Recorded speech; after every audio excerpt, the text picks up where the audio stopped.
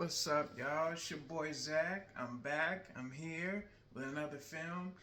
Sorry I've been away for a while, just been working, life be life, and y'all know how that be. Happy Black History Month. And in honor of Black History Month, we are going to be doing all black movies all month long. And today, I have for y'all Jason's Lyric. It stars Alan Payne, Bokeem Woodbine, Jada Pinkett, Forest Whitaker, Lisa Nicole Carson, Tretch, Eddie Griffin, Suzanne Douglas, and Lamar Tate. This was a beautiful black love story. It's about two brothers played by Alan Payne and Bokeem Woodbine, and their mother is Suzanne Douglas. And they are in Houston, Texas. And as kids, Forest Whitaker was like their daddy, but he went to Vietnam, and he was abusive towards their mama. He came back fucked up. He was an alcoholic, and both brothers just responded differently to him. Alan Payne, obviously, as a kid, he had a lot of love for Forest Whitaker's character, but Bokeem Woodbine, he didn't. And it just really took a heavy toll on these two young men. And actually, Forest Whitaker comes over to the house one night when they're kids, and he ends up beating on their mother. And Bokeem Woodbine, as a kid, played by two young actors who I didn't get their names, but he gets his mother's gun and he points it at Forest Whitaker, and then goddamn, Alan Payne, as a kid, he comes, takes the gun away from his brother, and then he ends up shooting Forest Whitaker. And it just really fucked him up. He has nightmares over it. He just cannot escape that moment. He can't let that moment go. It really, really, truly messes him up. So, yeah, it just really messed him up, and it scarred him for, all the way into adulthood. And the two brothers, they just end up going on two completely different paths in life. Alan Payne, he's working at like a TV place, fixing up TVs. His brother, Bokeem Woodbine, he's in and out of jail. He can't get right. He comes back. He's selling dope. He ends up running with this crew that, is selling dope. Then he ends up running with this crew that's doing bank robberies. But we'll get into that in a minute. But Alan Payne, through all this bullshit in his life, he ends up meeting Jada Pinkett's character, who is just so likable in this movie. She's so beautiful. She is such a just beautiful and kindred and sweet and soft-spoken spirit. She works in like this restaurant in this little hood spot, serving people, and she's just so likable and so lovable, y'all, in this movie. I really, really, truly loved her character, and I thought she was great in the movie. Her performance was amazing. Bokeem Woodbine's performance was amazing. Alan Payne's performance was really good. And, I really don't understand why Alan Payne didn't have a bigger career. You know what I'm saying? I thought Alan Payne was super dope. I thought he was super dope on The Cosby Show. I thought he was dope in New Jack City, and then he was obviously on Tyler Perry's House of Pain. And, I just wish brother had a bigger career. I thought he was a really good actor. He was good looking. He had a lot of charisma and charm. I think maybe he should have. Sometimes I feel like actors should go sharpen their skills some more. Maybe go do some plays, get with an acting coach, that type of thing. But, I wish Alan Payne had a bigger career. Obviously, Bokeem Woodbine, he's had a pretty good career. He's been doing. I think he still does movies. He was, obviously in Dead Presidents. He was in Ray. He was in Queen and Slim. He's been in a whole bunch of stuff. So, yeah, it perfectly mixes the two groups of the hood together, the righteous and the ratchet. Alan Payne and Jada Pinkett, they're two working class people living in the hood, and Alan Payne, his brother's fucked up, in and out of jail, committing crime. Her brother, Jada Pinkett's brother, played by Tretch, he's fucked up. He runs this crew that robs banks, and then Lamar Tate, he ends up introducing Bokeem Woodbine's character. Try to follow me. If he ends up introducing Bokeem Woodbine's character to Tretch's character and tells, yo, bro, I know how you can get some real money. Fuck this dope dealing. I know how you can get some real money, my nigga.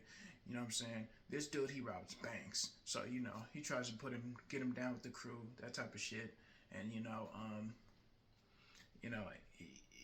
they go and rob the bank. He shows up late. They end up having to kill some people. He takes the dude's watch, and then he says he was late because his brother held him up because Jada Pinkett told Alan Payne, "Yo, your brother, he's gonna rob a bank with my brother. You need to go holler at him or talk to him or whatever."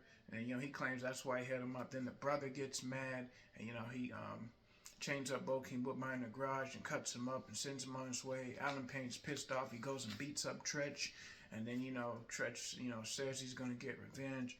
And then Bokeem Woodbine, he's just so fucked up because he's so close to his brother. His brother's always getting him out of trouble. His brother he basically has to always babysit him. He's always got to be big brother to him. Even when he's drunk as a kid, he's always got to man, give me this bottle. Really get on his ass for the shit he does. Bokeem Woodbine just cannot get right in this movie. He makes his mama a really nice dinner with the drug money that he's been getting. She's like, I don't want any part of that. I don't want that in my house. Don't you ever bring that into my house again. If you do, these doors are locked. And he gets mad. He flips over the table. He's literally almost about to hit his mama, y'all. Bokeem Woodbine in this movie is so fucked up. And it doesn't make no sense to me because he's not the one that killed Forrest Whitaker. But, and everybody responds to trauma differently. So, I get it. I understand. But, yeah, it perfectly mixes the two groups of the hood together. And we all, you know, black people ain't no one monolithic group. The hood ain't all the same. You got the outlaws, and you got the ones that's the proletariats, the ones that's the working class folks, the one that's the essential workers making the world go round.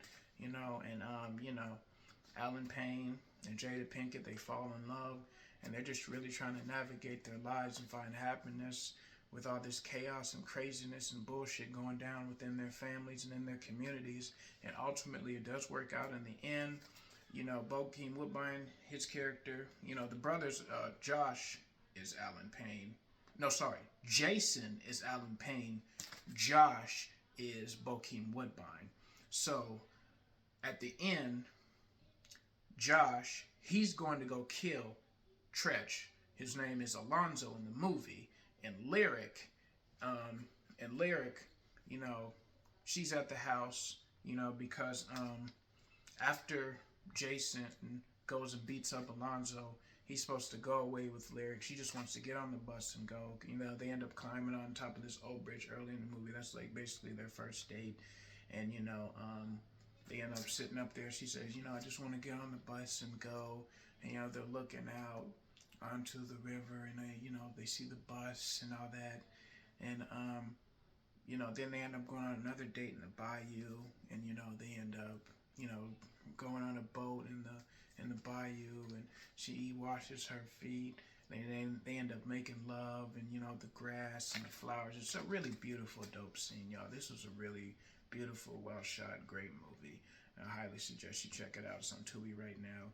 It was really, really dope. Really, really, really awesome. And yeah, Alan Payne, he goes.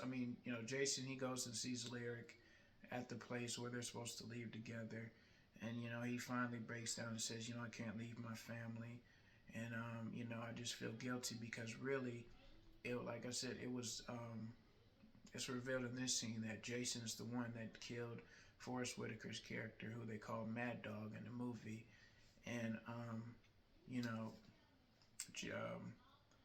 Larry tells him, like, you can't carry that weight. You have to pick. Is it gonna be your family, or is it gonna be me? Are we gonna be together? I'm getting kind of emotional even just talking about this, y'all.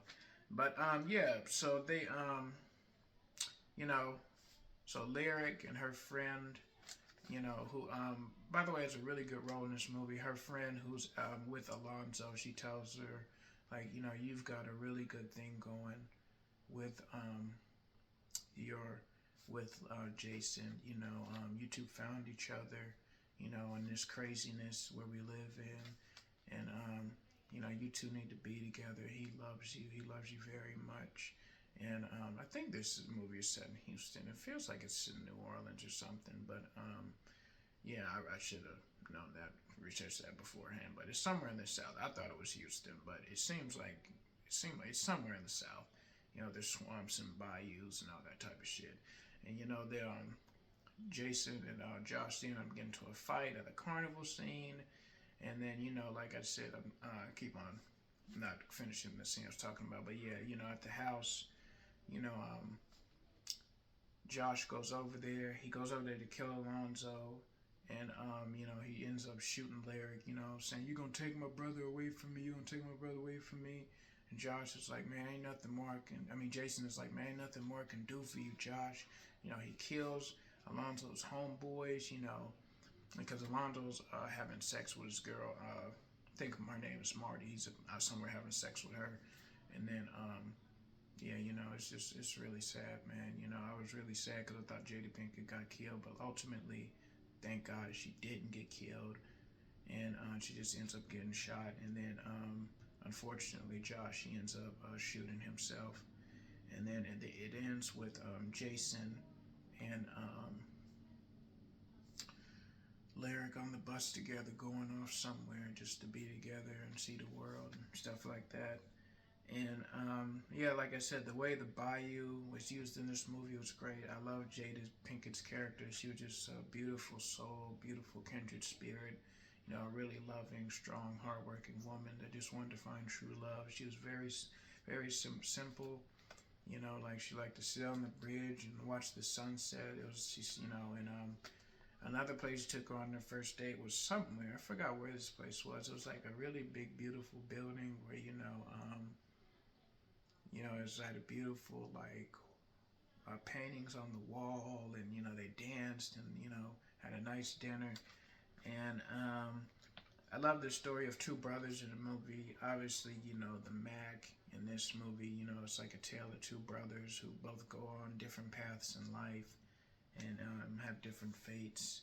And I put as a joke the Southern accents. They kind of came and went in this movie, but you know, it's kind of funny to listen to them. Sometimes they would be talking like this, and other times they would just, you know, let lose it, you know. But that was just, I just thought that was kind of funny. But yeah, man, I love this movie. It was super dope. It was a great love story, a great black movie, and I highly suggest that you all go watch it and check it out.